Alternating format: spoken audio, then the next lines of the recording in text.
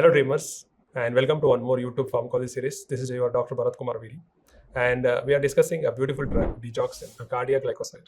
So let us understand the most important aspect of Digoxin by the name itself. And let us start. The first one is D. Remember, it's the drug for congestive heart failure, and also it's a drug for atrial fibrillation. Now, if there is Digoxin overdose, we have the antidote, which also starts with the same name, and that is called Digibind or Digifib. The next letter is I. So I stands for the drug inhibits sodium potassium ATPase pump in the heart, and that's the reason it is used in the management of CHF, where it increases the force of contraction. Now it also inhibits the AV contraction, so that means it's an AV blocking agent, also called as vagomimetic property, and that's the reason it is used in atrial fibrillation. Next letter G. The G stands for the drug produces GAT upset, the nausea, vomiting, diarrhea. Most common adverse effect seen with this drug. The drug can cause gynecomastia, but it's a very rare adverse effect. And G for glycoprotein. What glycoprotein is it? It's P-glycoprotein. So it's a substrate for P-glycoprotein. Now the inducers and inhibitors of this P-glycoprotein can vary the levels of digoxin. Now moving on to the O, remember only renal elimination. That means in renal failure there is a risk of digoxin toxicity. Then opponent for digoxin is potassium.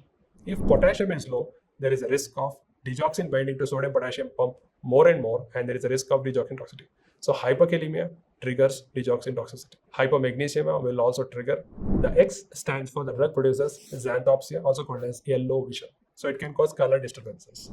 Then I stands for the increased levels. So it has interaction with other drugs also, for example, thiazides. Other drugs are quinidine, then verapamil, amiodarone, captopril, and clarithromycin. Remember, they inhibit P-glycoprotein and increase the digoxin level. So when the digoxin levels are increased, there is a risk of arrhythmia. All types of arrhythmias are seen except two, Morbid's type 2 and atrial flutter. The most common arrhythmia is called ventricular bigeminal.